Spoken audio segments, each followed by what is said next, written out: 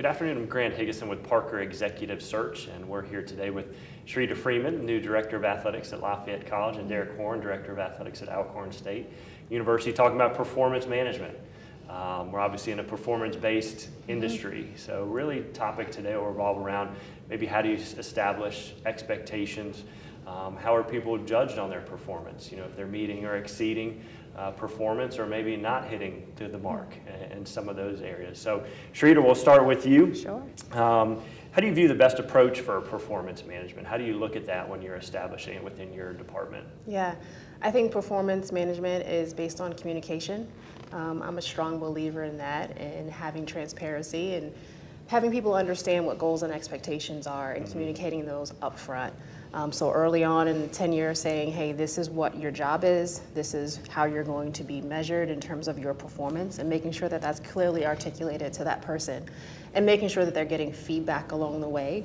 And then, so it's not just the evaluation at the end of the year. It's ongoing feedback, it's ongoing meetings, but performance is also based on development as well. So how are you developing this person along the way?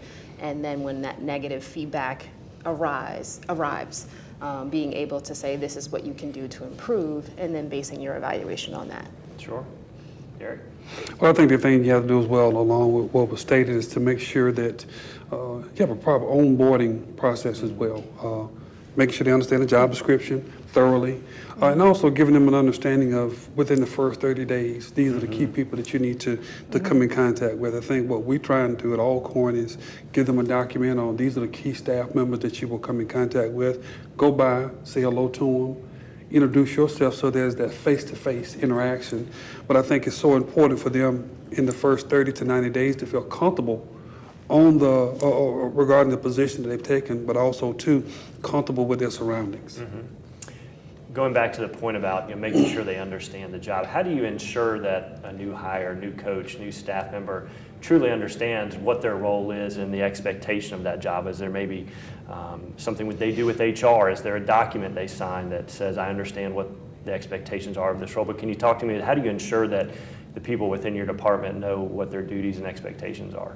Well, I think it starts first in the recruiting process of that individual, sharing exactly what their expectations are. I try and be as transparent. When you are at low resource institutions, you have to let them know what the budget is like and what the the pros and cons of the position. But when they're onboarded, sit down and go through their job description with them to make sure. And then what our university does is make sure the staff signs that job description, stating that I'm aware of what my role is. So I think it's very important for them to realize what the true expectations are. And then what it does, you're not blindsided because, at the end of the day, you can say, we've gone through it and you've signed and validated that you understand what your role is. So Sherryta, you've kind of gone through this process recently with your new role, so you've seen it from the side of the candidate and obviously being selected to be the new Director of Athletics. So now you're going to have to onboard staff and those types of things. So what are you doing to ensure that people know now your new set of expectations as the new leader, but also as you begin to maybe bring in your own staff? Yes. So what we are implementing is a new goals and expectations and evaluation tool.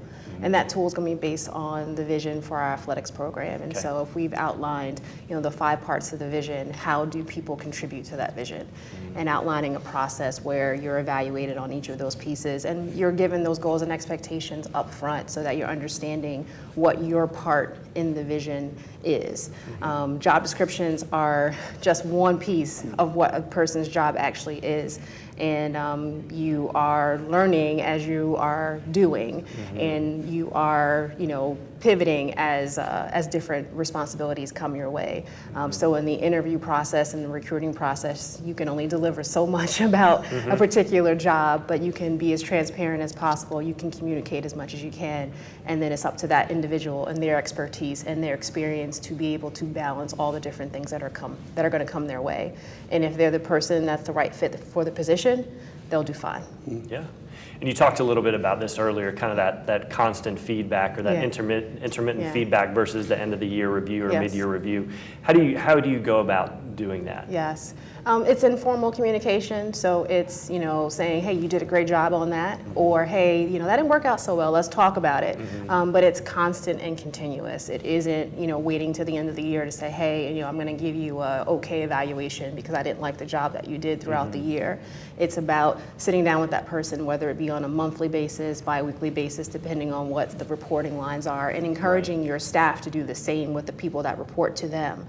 And talking about what's going on. How are you doing? What are you working on? Let's talk about ideas. Let's talk about how you're progressing on a particular project, because that way that person understands where you're coming from and what you like, dislike, and people don't know me well yet, so I Right. think that's something that I have to do a lot more of, at least initially, so people understand where I'm coming from. But Right. I'll go back to communication, being comfortable talking to people about what they're doing well and also what they're not doing so well Right. is the key to getting the best out of your staff. Sure.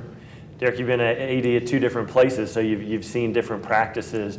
What have you found in that intermittent communication that you feel works best for you and your organization? Well, I think what I try and do with my head coaches and direct reports have one-on-one meetings, monthly one-on-one meetings. I encourage them to come on an agenda. I think the thing that helps me out is that what I know what's on your mind.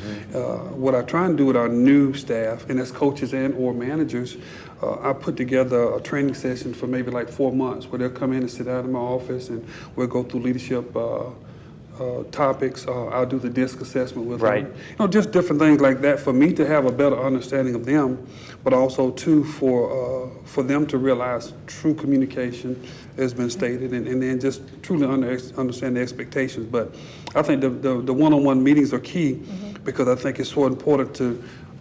In group settings, a lot of times people don't want to share what's really on their mind, and it gives them an opportunity to have that dialogue with you. And one thing that I do as well, from student athletes to my direct reports, I have open door policy. So at any time, if you want to visit with me, you feel free to come in. Just if my office manager and when she puts it on my calendar, I'm there to give you that allotted time. That's right. So let's talk about resources. Obviously a fun topic in athletics, and when you're setting those expectations for your coaches and administrators, how do you ensure, Derek, that all the people within your department have the necessary resources so they can effectively do their job? And maybe how do you communicate or maybe adjust what the expectations are if you don't have those resources? Maybe it's the dollars that they need to be successful. Maybe it's the space. Maybe it's the people. How do you communicate that in terms of here's what we're giving you so that you can be successful, and here may be an area where you're going to deficient, and how we may adjust expectations based off of that? Well, I think in both examples you have to be transparent. When you work in institutions that subsidize your programs, it's challenging to have any expectation of salary increases and or budget increases. So you have to give them a true understanding of where we are. But with that transparency, you let them know that you're going to do the best you can to help them maximize and leverage the resources we have. Right. But then what we do as well, because of the landscape is changing with the dynamics of fundraising and other things, your coaches have to understand that they have to also go out and be those stewards of philanthropy and bringing in funds for their program. So Right. I think we've done a real good job of that. We will continue to try and do it, but it all comes with transparency. When you're a low resource institution, you basically know what your budget is going to be from year to year. And you try and learn how to maximize that by how many contests you can play to meet the NCAA regs, making it more of a regional perspective than going out of a region, bus ride compared to flights. But put that in the conditioning of your coaches when they make their schedules. So when time comes in for submitting the budget, they might have a little cushion because you are transparent with them, you're sharing the process that you use to develop the budget, but also have them as active participants in making sure that we utilize the budget properly. That's right.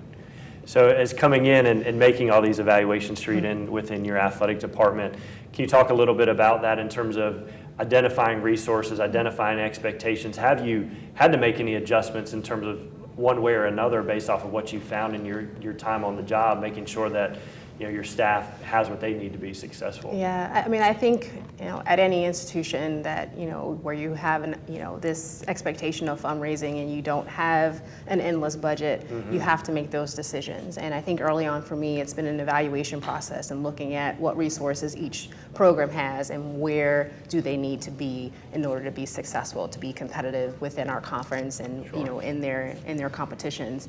And, for the most part, I have found that, everyone can do a little bit better. Everyone needs a little bit more, is the world that we live in.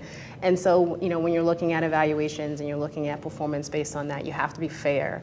But I think you also have to stretch people too. You can't live with complacency, and you need energy and enthusiasm. And so looking at, where that program is in terms of the resources they have, the staff that they have, the budget that they have. At Lafayette, we want to be successful, we want to win. And so looking at resources is part of the process, but then what are the other things that you can control that don't cost money? Let's talk about those things. But I also think it's a collaborative process too, having the conversation, how should you be evaluated? What is your definition of success? How successful can you be with the resources that you've been given? And let's talk about what you think that is and then what I think that is, and let's see if we can come to some consensus on what makes sense. And so that's the process that we are executing right now, and hopefully we'll see the benefits of that collaboration. Let's talk a little bit about, because if you look at an athletic department, there's so many different roles and responsibilities, and somebody may say, well, it's easy to evaluate coaches, it's winning and losing, right? But it's obviously more than that. So can you talk about how you look at all the different areas of your department? Maybe it's your strength and conditioning, maybe it's the academic side of the house in terms of your tutoring programs and all those things. Maybe it's compliance. How are you judging performance in those areas? Because it's obviously not as simple as something, well, we didn't have any violations this year, everybody's doing what they're supposed to be doing. How do you judge some of those other areas in the department? They're obviously so critical to the success of what you guys do on a day-to-day basis. Can you talk about how you're judging and maybe setting standards in some of those areas? Yeah, I think a lot of it is observation. A lot of it is getting feedback, whether it be from coaches or other staff members in terms of, how is your working relationship with these different offices. But I think in terms of, looking at, how a particular office is doing, whether it be compliance or equipment services, strength and conditioning. The other piece too is, what is the student athlete feedback? What interactions have you seen between students and staff in those offices? And do you see the student athletes being encouraged? Do you see them being supported? Do the coaches feel supported? So I think it's just asking the right questions and also being visible and present to see for yourself, because you can't always listen to what other people are saying. You need to be able to make those observations and evaluations on your own. So relying on your staff to be present, to be available, to ask questions. I think those are ways to do it as well. Sure, Derek. Well, I think what is key is one thing that I try to make all my decisions on is just three pillars I call three pillars of success: student athlete experience, building a sense of community, and winning championships. But I do think that student athletes are your best indicator and gauge of what's going on with your total department. So if it's academics, your student athletes have use of those resources, if it's strength and conditioning, or if it's your sports medicine program, or your coaches. I feel that what you have to do, particularly with your coaches, take it past wins and losses as it relates to, particularly in their contract initiatives, GPA, APR, but also 2 violations. Make sure they realize the structure of what we're looking at. I think some coaches stay a little longer. Their wins and losses might not be there, but if their graduation rate is high, if they're being involved in the community, if they're trying to make sure the student athletes are engaged, to me that's still key. And it's my job, because I tell people we are a coach of coaches. So we have to take a look at them and say, okay, how can we help coach you up so you can be successful? But I truly believe, and I shared this at a conference recently, I said that a student athlete is the best indicator for me on our services. Because if they're not happy and if they're not thriving, then you can peel that onion back and really find out what's going on. Sure. In terms of organizational structure, maybe organizational boundaries, how do you make sure you avoid those areas so you can reward performance or making sure that if you need to have a tough conversation, that you've done everything that you need to do from a compliance perspective. Can you talk a little bit about how understanding the organization and making sure we avoid some of those areas so that we can creatively maybe reward performance and those types of things? Well, I think the best thing is what we try and do is have monthly compliance meetings. And I think what helps is when your compliance office and athletic director are on the same page, then you truly understand there's one message that we're putting out as it relates to what our expectations are. And then you have to keep monitoring those expectations. And if it gets to a point where it's not truly understood, you bring an individual in and share with them, these are the expectations that we said we share. We're not reaching these goals. How can we get there? But I think you really have to basically really over-educate and over-deliver on the compliance and academic side. Because if you don't, then I think coaches and staff will not take it as serious. Yeah.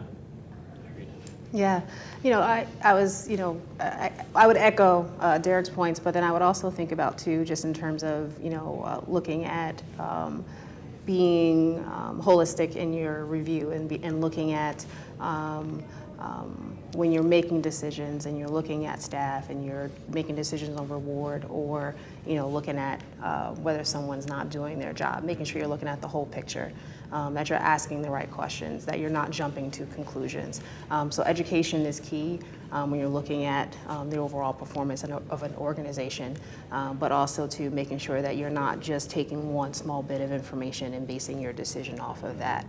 So you're looking at how did we get here, having a conversation about it, and then making a decision from there. Great. I'm going to let each of you guys close us out, maybe just one piece or two piece kind of food for thought in terms of performance management that, for a young administrator out there, even a seasoned administrator, since you guys are both in the chair and people that want to aspire to be in those roles, anything you can share with them just in closing about performance and setting metrics and those types of things? Yeah, the first word that comes to mind is fairness, wanting to be as fair as possible. And then the second word would be communication. Talking to people, understanding their perspective, communicating your perspective is really important. And when people know what's going on and they know what's expected of them, it makes things a whole lot easier. Sure. Yeah. I think, along with what Sherryta said, I think also too, realizing that you're a member of the institution. So making sure what you do mirrors what the university's policies and procedures are. And what we try and do is make sure whatever we do is approved by HR. But being proactive in that approach, because I think that the thing that I try and do is I'm going to give an employee every opportunity to be successful. And if I have to make a decision, I can sleep at night because I've done everything I know that I've physically possible to make sure that we can have improved that individual performance. And the tough side of our chairs is that if somebody's not doing it, then we have to make a decision. But the thing that I feel is being proactive, being positive, being visible, and being open and being transparent. I try and share as many experience I've had, and I have 22 plus years of experience. Sometimes I call myself an encyclopedia of athletics because of what we've gone through, but I do think that in nurturing your staff around you, I'm sure, I know Sherryta's former boss who's my mentor, and what he's done, if you take a look at his track record, his staff that he had has grown and been successful. And I think that's what we have to do in these roles is make sure that we're building the next leader. Yeah. You know. Yeah. Empowering them. Yeah. Yes. Good. Well, I appreciate you all taking some time out of your summer here at NACTA to spend some time with us. Best of luck to you guys this fall and next spring with all your teams. Thank you. Thank you. Thank you.